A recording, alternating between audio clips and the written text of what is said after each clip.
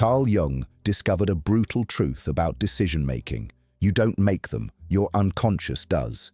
Every choice you've ever claimed as yours has already been whispered into your ear by the hidden forces inside you. The shadow, the archetypes, the instincts buried in the abyss. They decide. And then, like a fool, you dress it up with logic and call it free will. That is the lie you live. Better decisions in life are not born from chasing more options or gathering endless advice. They are forged in confrontation, with your darkness, with your fears, with the silent motives that shape you without your consent. Jung knew, until you drag these shadows into the light, they will dictate your fate, and you will mistake slavery for choice. The Stoics understood this too. Clarity comes not from comfort, but from stripping away illusion. Tonight, you will learn to cut through. You will learn to choose as one who cannot be broken. Through these 10 revelations, you will not just decide, you will become the decision itself. Revelation 1. The Shadow's Compass. Every decision you make is guided by a compass you refuse to acknowledge, and it is not your logic, nor your morality, but your shadow, the repressed, unspoken, unwanted parts of you. Jung knew this. What you do not make conscious will rule your life, and you will call it destiny. You think you choose your partner because of love, your career because of reason, your habits because of willpower. No, you are led by the darker hand beneath, by hunger you've never admitted, by wounds you never healed, by rage you pretended to bury. The shadow is ruthless. It doesn't care for what you say you want. It moves you toward what you most deny, and until you face it, every decision you make will be sabotage in disguise. To make better decisions, you must first look at the ugliness within and ask, what am I avoiding? What am I terrified to admit about myself?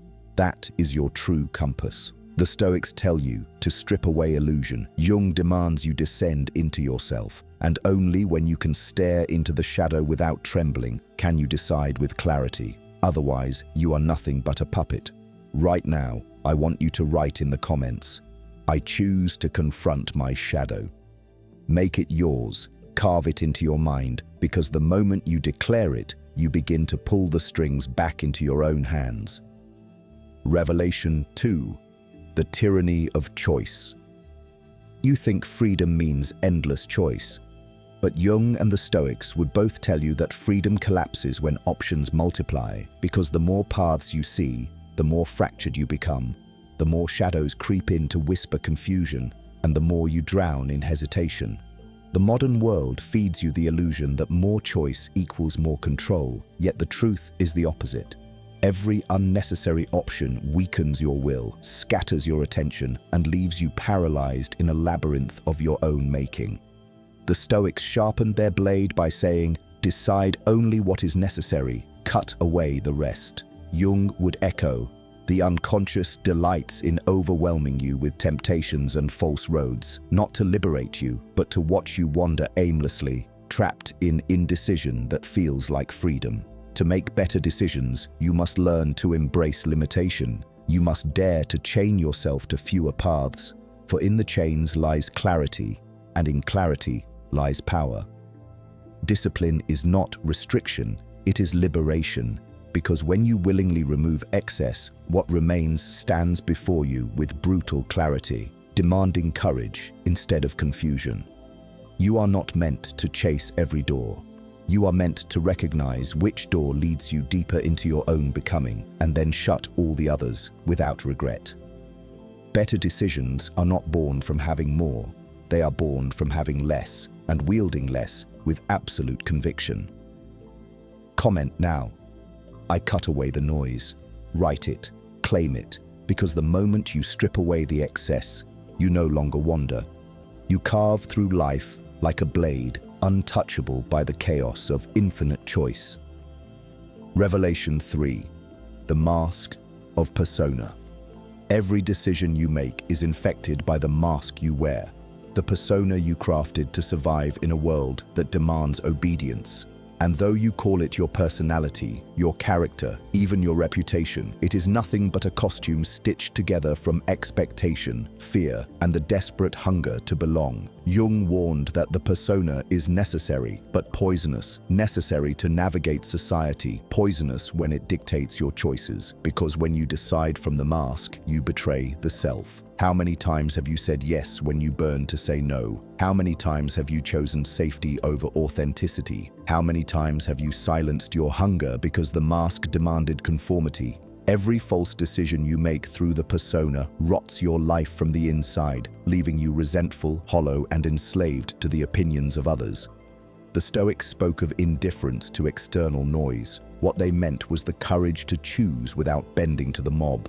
To make better decisions, you must learn to strip the mask away, not in public, but in the solitude where no one is watching, where you can ask, what do I actually want? Not as an actor, not as a mask, but as the raw self beneath.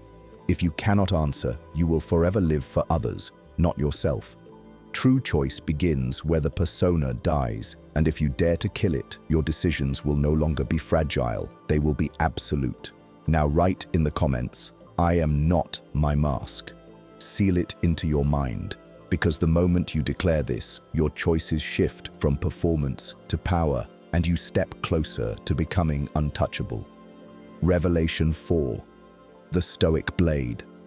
Decision-making is not about accumulation, it is about amputation, and the Stoics knew this, which is why they trained themselves to cut away everything unnecessary with the cold precision of a blade. Because when you cling to comfort, to luxury, to opinion, you cloud your judgment with noise and lose the ability to strike clearly. The art of deciding well is the art of subtraction, of ruthless detachment, of saying no with the force of iron. And Jung would agree, because he understood that the unconscious thrives on clutter, feeding you illusions, distractions, and excuses to keep you weak, to keep you spinning in endless loops of half-decisions that never resolve. You must learn to wield the Stoic blade, to sever not only the options that weaken you, but the emotions that distort you, fear, vanity, envy, longing, because until you cut these out, you cannot see reality as it is. The Stoic does not choose based on what feels good, but on what survives the blade. The Jungian warrior does not act on the whisper of impulse, but on the hard truth that emerges once the shadow is confronted and illusions stripped. To make better decisions, you must sharpen yourself into this weapon, asking not, what should I add, but what must I remove? Every false path is pruned, every distraction slain, every comfort sacrificed until what remains is bare, undeniable, and true. Write it now in the comments. I cut to clarity. Mark it, because the moment you speak it, you remind yourself that you are not here to decorate your life with pretty lies. You are here to carve through the noise and leave only decisions that cannot be broken. Revelation 5. The abyss stares back.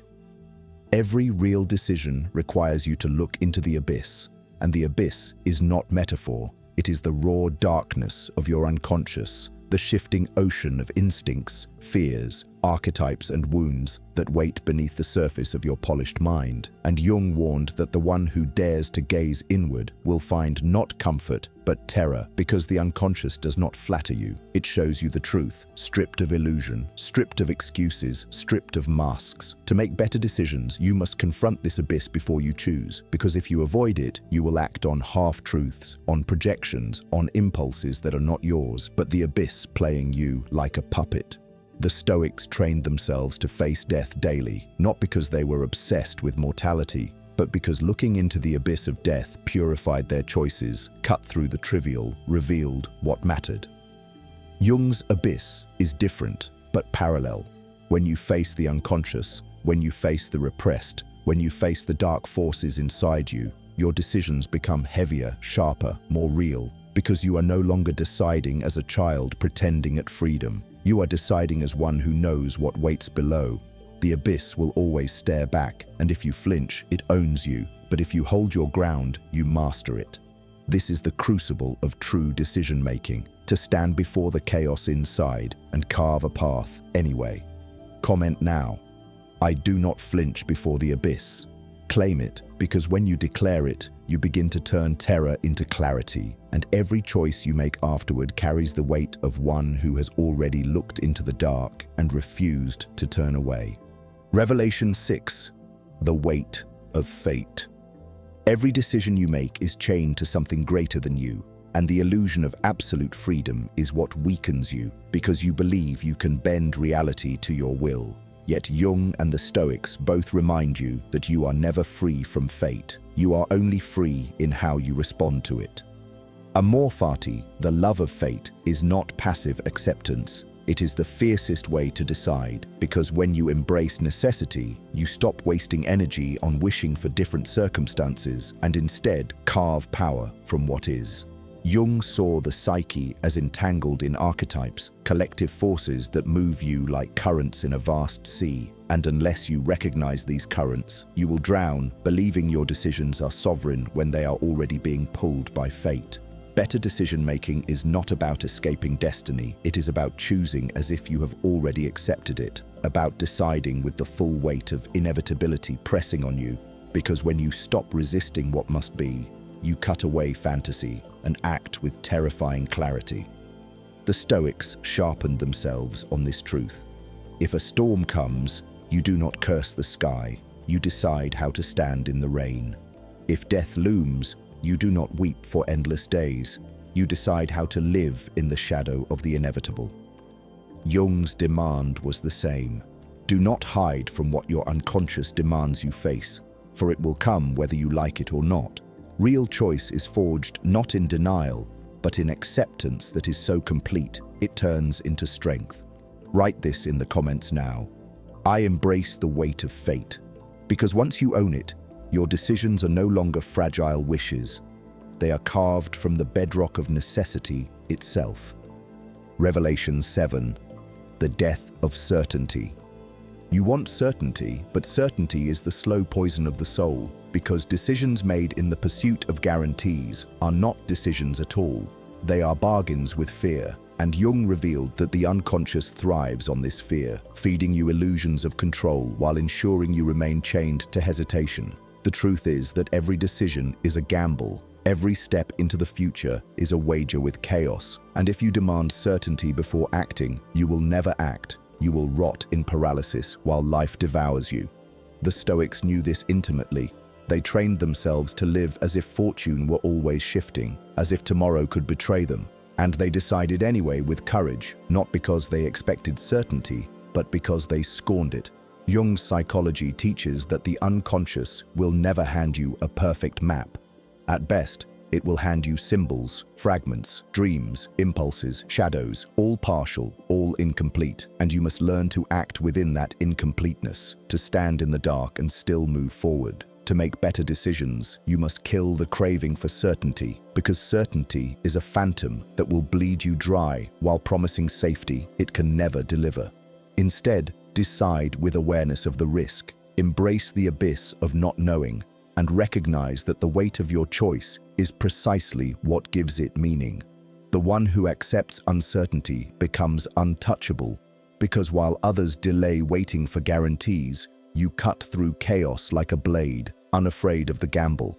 Write this now in the comments. I choose without certainty. Declare it, because once you stop needing the comfort of guarantees, your choices become unstoppable acts of power, and nothing, not fate, not fear, not failure, can paralyze you again. Revelation 8. The untouchable mind. To make decisions that cannot be broken, you must first become untouchable in your mind, because every hesitation, every collapse of will, every compromise you regret, begins not in the world, but in your inner fortress. And if that fortress has cracks, if you let emotions storm through its gates unchecked, then every decision you make will be hijacked by moods, by impulses, by the weak tides of fleeting states. Jung knew that the unconscious is not gentle. It surges upward with instincts, with complexes, with archetypal storms that demand control of your actions. And unless you hold the inner ground with discipline, you will be dragged by these forces like a leaf in the wind. The Stoics spoke of apatheia, not numbness, but mastery. the refusal to let external events dictate the soul's equilibrium. And this is where untouchability begins. When insult does not stir you, when loss does not shatter you, when praise does not inflate you. For better decisions are born only in stillness, and stillness comes from training yourself to remain untouched. You cannot silence the unconscious, but you can anchor yourself so deeply that when its shadows rise, they do not control you. You study them, you recognize them, you absorb their truth without surrender. In this, Jungian integration and Stoic detachment converge. You face the darkness inside without fear, and you face the chaos outside without trembling. Imagine what it means to decide from that state. Your emotions raging yet powerless to distort you, your desires screaming yet unable to sway you, the world tempting you yet unable to move you from the axis of your being. This is untouchability, and once you taste it, every choice becomes clear, surgical, unbreakable. While others hesitate, you act. While others collapse, you stand. Write it now in the comments. My mind is untouchable. Declare it, because once you claim it, you remind yourself that storms cannot move mountains, and the mountain you are becoming will decide with the force of eternity itself. Revelation 9. The eternal return. Every decision you make echoes across the whole of your life, and Jung understood this with terrifying clarity. The psyche does not simply move forward, it circles, it repeats, it returns, dragging you through the same patterns, the same conflicts, the same mistakes, until you learn what the unconscious demands you to face. This is the true meaning of the eternal return, not a mystical idea of time looping forever, but the psychological reality that what is unresolved in you will come back again and again, disguised as fate, until you confront it and choose differently. Look carefully at your life.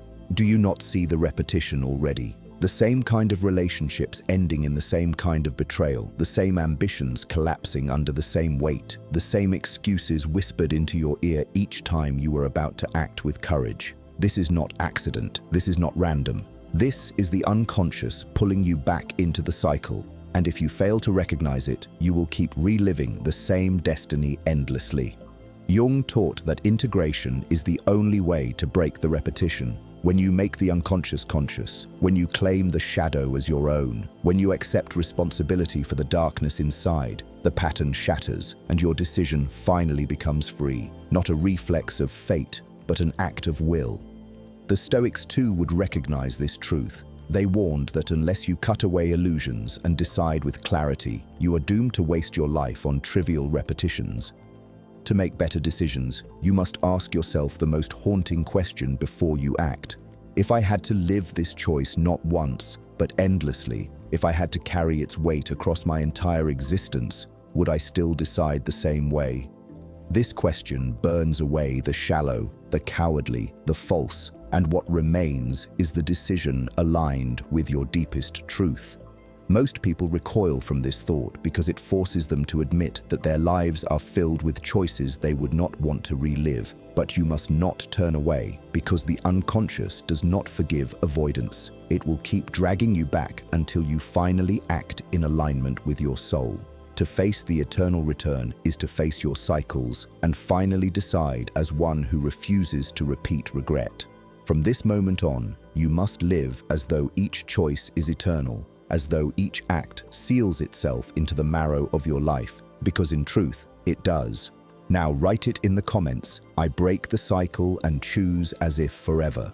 Carve it into your being, because once you declare it, you begin to shatter the wheel of unconscious repetition and step into decisions that no longer bind you to the past, but launch you into a future forged by clarity, courage, and unbreakable will.